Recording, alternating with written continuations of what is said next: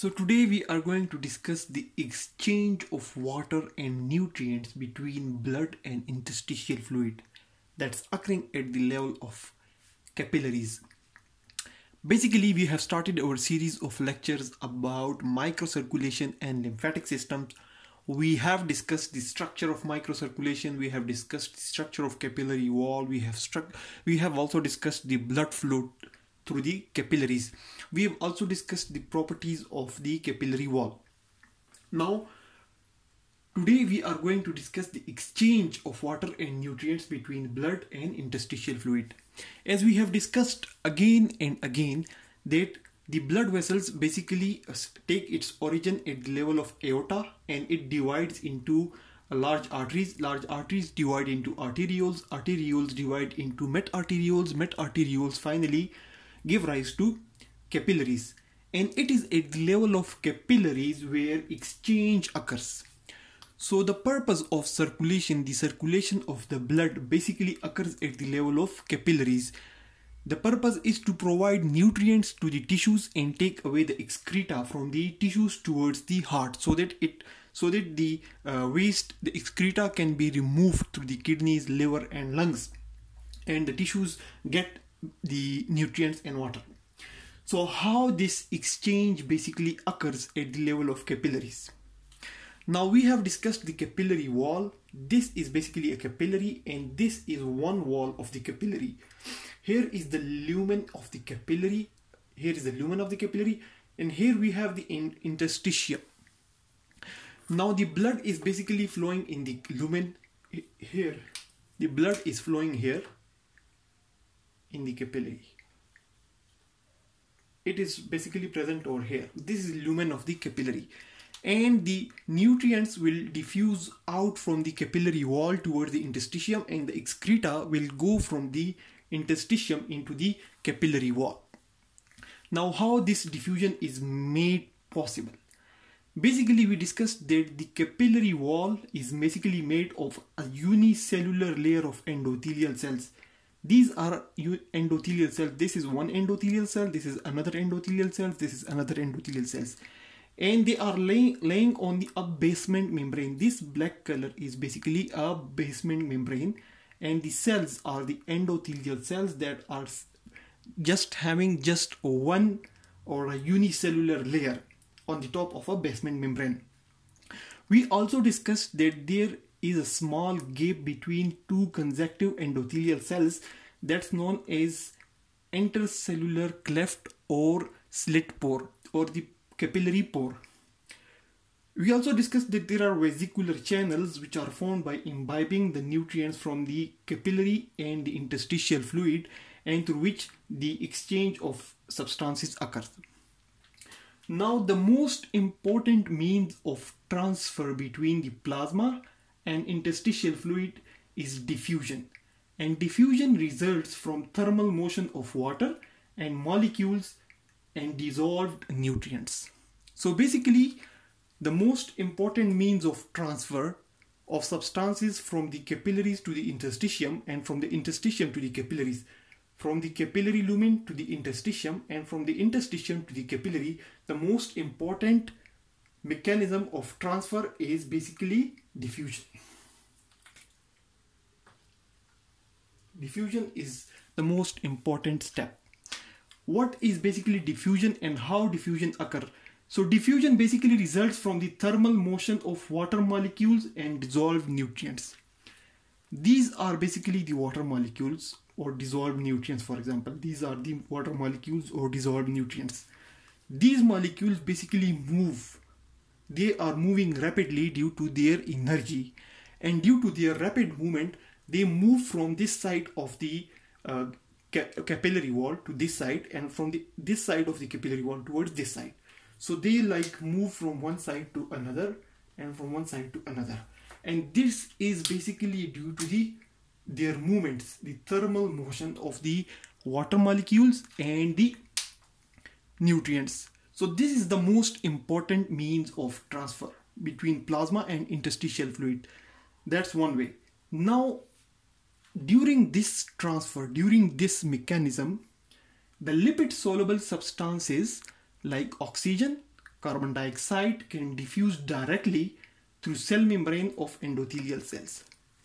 While diffusion is occurring, while the movement of water molecule or nutrients is occurring, the substances like oxygen and carbon dioxide can move directly through the membrane of the endothelial cells, because the capillary wall is basically made of endothelial cells, and these cells are basically having cell membrane. These are its cell membrane, and the cell membrane are basically made of lipid bilayer. So lipid soluble substances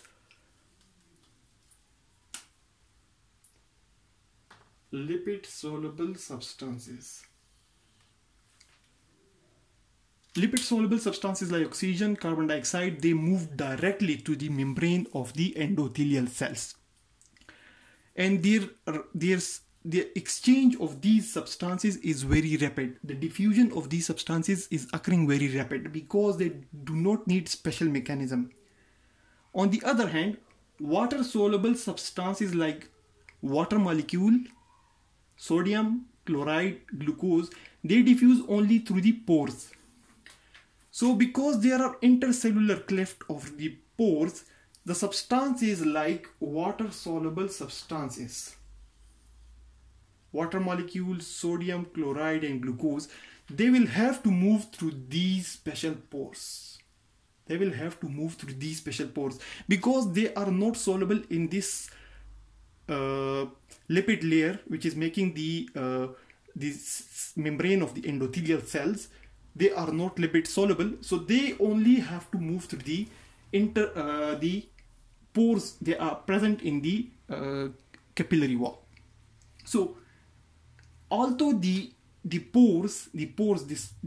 number of pores in the endothelial wall is very much less, we have discussed this thing, that the whole area for these pores is about 1/1000 of the whole area of the capillary wall.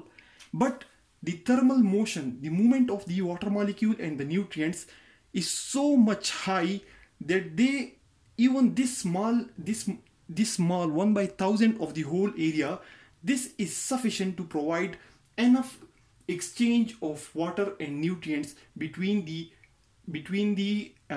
interstitial fluid and the plasma. So the most important means of transfer between the interstitial fluid and the plasma is through diffusion. During diffusion, lipid soluble substances will move directly to the membrane, while water soluble substances like sodium, chloride, glucose, they will only move through the pores. The pores are present between two conjunctive endothelial cells. The area for these pores is very small, but the movement of the nutrients in the water molecules is so much high, they move with so much rapidity that this area is sufficient for the diffusion.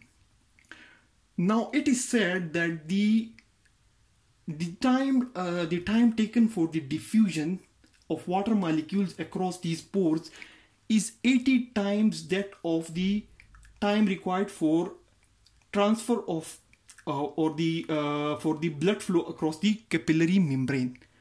Like if a portion of the blood is moving through the capillary, now during this time, the time required for this blood flow to occur through the specific portion of the capillary, in that specific time the water in the plasma will have exchanged about 80 times. So that's a very high rate. And that high rate is due to the thermal motion of these molecules. These molecules are moving continuously. Now another factors which allow for the diffusion of these substances is the permeability of the capillary pores for different substances, and that's depend upon the size of the diameter of the molecule. The permeability of capillary pores for different substances varies according to molecular diameter. For example, these are protein molecules, their diameter is very much large. These are water molecules, their diameter is very small. These are, for example, sodium, their diameter is more small. So the proteins the proteins, they are very much large in size, their diameter is very much large, they will not be able to move easily through these pores, while these small molecules, they have very small diameter, so they will move through these pores very rapidly. So apart from their solubility being the lipid soluble or the water soluble, their molecular diameter or the size of the molecule or the diameter of that molecule also determine the rate of diffusion of that specific molecule across the wall of the capillary. So, but this thing is very much variable. For example, in the liver, the capillary of the liver will allow the protein molecule to move rapidly, but the capillary in muscle will not be allowing the proteins to move rapidly because the structure of the capillary wall varies. We discussed that in the brain, these pores are very much tight and they are known as tight junction. They will not allow everything to move. But in the liver, they are very much wide. They would even allow the large size protein to move through it. Similarly, in the kidneys, glomerular membranes, the movement of water molecules across these pores is very much rapid. It is very much rapid as compared to the capillaries in other areas or other organs of the human body. Now, the final factor which affect the rate of diffusion or the exchange of water and nutrients between blood and interstitial fluid is the net rate of diffusion of a substance through any membrane is proportional to the concentration difference of substance on two sides of the membrane. So the final factor for diffusion is basically the concentration difference. Now the oxygenated blood has come here to the tissues. Some of the substances like the excreta, their concentration in the tissue will be high. They will be high on this side. So their concentration is high on this side and it is low in the lumen of the capillaries. It is high on this side and low on this side. So their movement will occur rapidly towards the lumen of the capillary across the capillary wall. But there are some substances like oxygen, for example, it will be more in the capillary, it will be more inside the capillary, and its concentration in the tissue will be low. So the movement of oxygen will be from the lumen of the capillary towards the interstitial fluid. So the net rate of diffusion is dependent on the concentration difference. Now if the difference is more, the rate of diffusion will be high. But if the concentration difference is low, then the rate of diffusion will not be high, it will be very, very much low. Suppose, for example, here is the concentration of oxygen. It's very much high inside the capillary, but it's very much low outside the capillary in the interstitial fluid. So the oxygen will flow rapidly towards this side. But the carbon dioxide, it's more on this side and low on this side. So carbon dioxide will move rapidly towards this side. So the net rate of diffusion is dependent upon the concentration difference of substance on two sides of the membrane. Some of the substances like oxygen, their concentration difference need not to be very much high. Like if there is even a small difference between the oxygen concentration on two sides, oxygen will still move very rapidly. So apart from the concentration difference, the solubility factor, the lipid solubility factor, the water solubility factor, the molecular diameter, and the movement of the molecules, these all factors will lead to exchange, and they will contribute to the exchange of the water and nutrients between the blood and interstitial fluid. So to summarize, exchange of water and nutrients between the blood and interstitial fluid occurs at the level of capillary wall, and the most important means for this transfer or this exchange is diffusion.